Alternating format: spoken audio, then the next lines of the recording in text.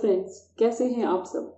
हमेशा की तरह यही उम्मीद करती हूँ कि आप सभी स्वस्थ होंगे और सुरक्षित होंगे अपने घरों में।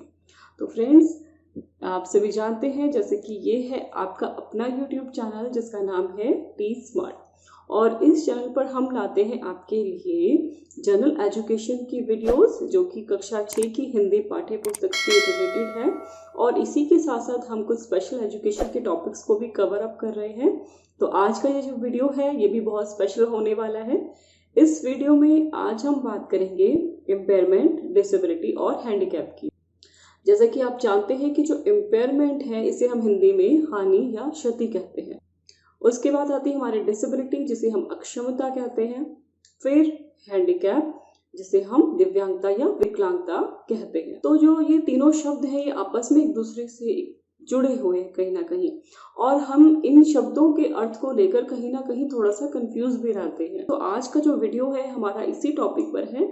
तो आइए जानते हैं कि इन तीनों शब्दों के बीच में क्या डिफरेंस है, क्या भेद है, कैसे हम इनको अलग कर पाएंगे। उम्मीद ये भी रहेगी कि इस वीडियो को देखने के बाद आपका जो कंफ्यूजन है, जो डाउट है, वो क्लियर हो पाएगा। जैसे कि आप लोग जानते हैं एक बहुत ही फेमिलियर नेम WHO, सभी ने सुना है, आप भली भांति जानते हैं। इसका full form world health organization, जिसे हम हिंदी में विश्व स्वास्थ्य संगठन कहेंगे। WHO ने 1980 में एक मॉडल दिया और जिसके तहत हम कहें उन्होंने इम्पेयरमेंट, डिसेबिलिटी और हैंडीकैप में फर्क बताया, और ये मॉडल था ICIDH 1980, इस नाम से हम जानते हैं। इसका फुल फॉर्म हुआ international classification of impairment, disability and handicap. इन्होंने इम्पेयरमेंट क्या होती है इसके बारे में क्या कहा, फिर डिसेबिलिटी को उसको बताया, और फिर उसके बाद हैंडीकैप तक लेकर आए, और तीनों में एक क्लियर डेफिनेशन और वर्ड टू वर्ड इसको अलग करके बताया है।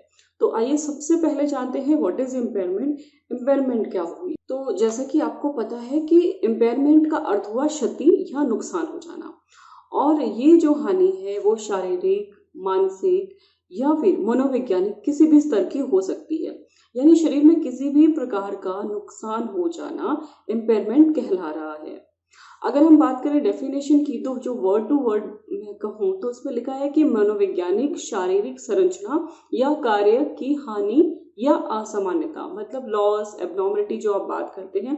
मनोवैज्ञानिक यानी मानसिक तौर पर शारीरिक संरचना यानी बॉडी स्ट्रक्चर लेवल की बात हो रही है, या कार्य की हानि जो काम में कोई हानि हो जाना, या फिर असामान्यता means that is not normal. तो अब हम इस बात को समझने के लिए एक एग्जाम्पल को साथ साथ लेकर चलेंगे कि इम्पेयरमेंट क्या है। अब जैसे कि आपने आसपास कभी ना कभी आपने देखा होगा एक पोलियो ग्रसित बच्चा। पोलियो क्या है? शरीर में कहीं ना कहीं एक हानि है। इससे क्या हुआ? शरीर में एक नुकसान हो गया, कमी हो गई, जिसे हम इम्पेयरमेंट कह रहे हैं। जो पोलियो हुआ उसकी वजह से जो बच्चा है वो अपने शरीर का भार या उसका जो अपना वजन है खुद का, वो उसको उठा पाने में असमर्थ है। पोलियो की वजह से ये स्थिति उत्पन्न हो गई है, और ये किस तरह से हुई? ये उसकी शारीरिक संरचना के तौर पर हुई, और जो कि सामान्य नहीं है, जिसे हमने असामान्य कहा वो है। तो जो स्थिति उत्पन्न हुई ये असामान्य थी, इसे हम इम्पेयरमेंट कह रहे हैं। इम्पेयरमेंट जो है, जैसे मैंने कहा, इम्पेयरमेंट किसी रोग या किसी विकार की वजह से क्षति हो गई, शरीर में नुकसान हो गया शारीरिक स्तर पर उसकी संरचना के तौर पर। अब बच्चा दूसरी स्टेज पर आते हैं तो चलने फिरने में उसे दिक्कत होगी। क्यों? क्योंकि उसे पोलियो हुआ था। ठीक है। अब पोलियो की वजह से बच्चा ना दौड़ सकता है, ना भाग सकता है, रेस्ट्रिक्शंस आ गई, कहीं ना कहीं लिमिटेशंस आ गई, उसका दायरा सीमित हो गया, और जो ये कंडीशन पैदा हुई है यही जाकर अगली स्टेज में जुड़ जाएगी। यानी अभी जो रोग या विकार की वजह से या किसी भी रीजन से उस बच्चे को अभी जो पोलियो हुआ था दैट वाज इम्पेयरमेंट। अब इस इम्पेयरमेंट की वजह से अभी हमने कहा कि वो दौड़ नहीं पा रहा है, चल फिर नहीं पा रहा है, अपना जो कार्य वो सामान्य तरीके से कर सकता था, सामान्य रूप से वो उसे करना चाहिए था, अब उन सब में कमी आ रही है।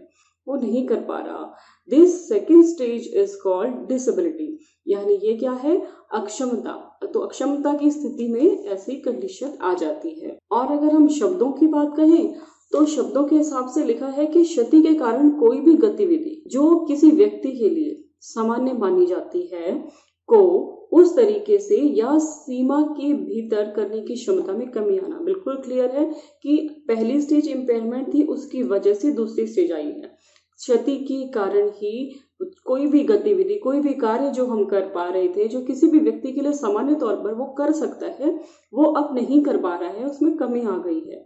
और जो कमी आई है उसकी क्षमता भी, वो सेकंड नाम जो डिसेबिलिटी है वो वहां पर आकर जुड़ जाता है।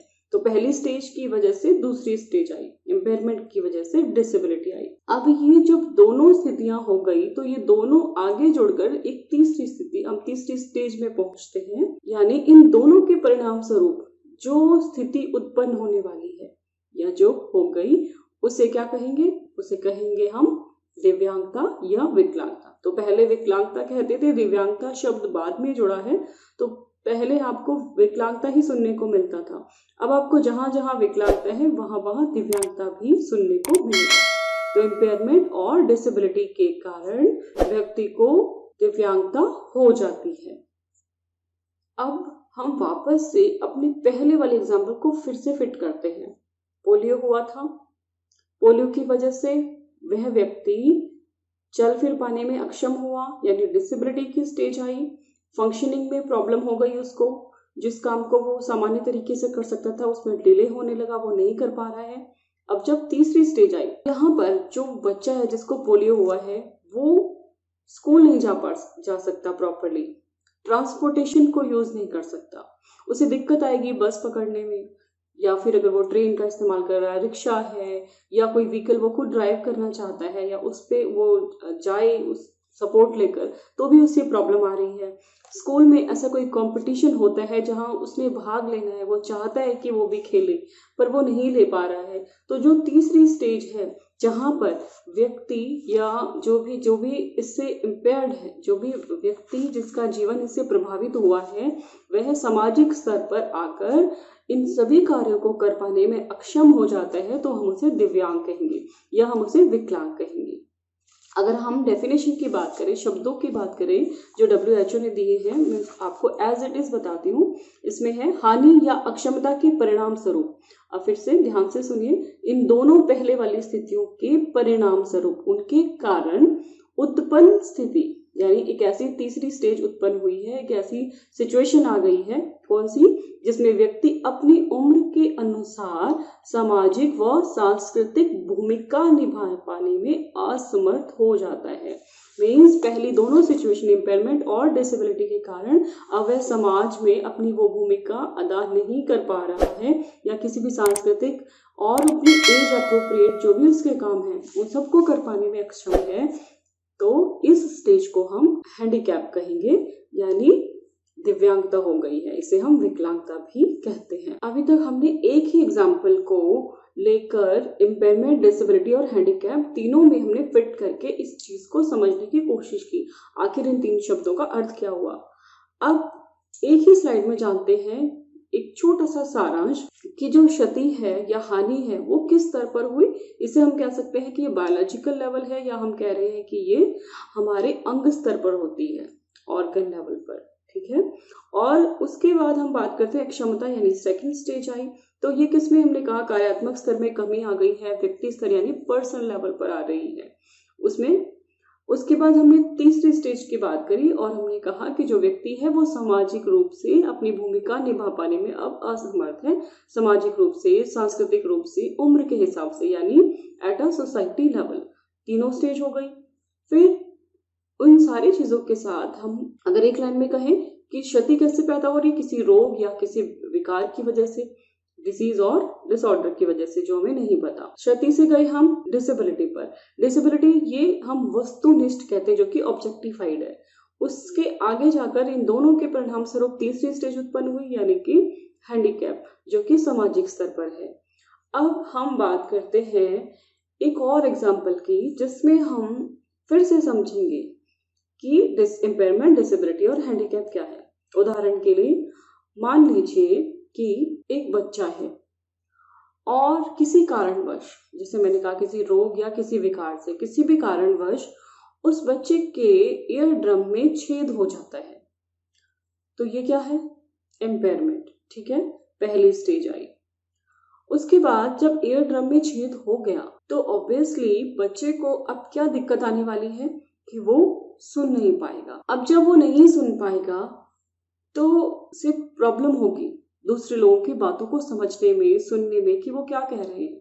क्योंकि वो सुन नहीं पा रहा तो वो सेकंड स्टेज में चला गया जहां पर डिसेबिलिटी उत्पन्न हुई। उसके बाद हमने बात की कि पहली और दूसरी स्टेज की वजह से तीसरी स्टेज है, यानी इम्पेयरमेंट और डिसेबिलिटी अब दोनों मिलकर क्या करेंगे, तीसरी स्टेज में वो बच्चा पहुंचता है जहां पर अब वो सुन नहीं पा रहा। तो अब अगर वो कोई मूवी देखता है उसको तो बिल्कुल समझ नहीं आएगी कि मूवी में क्या चल रहा है।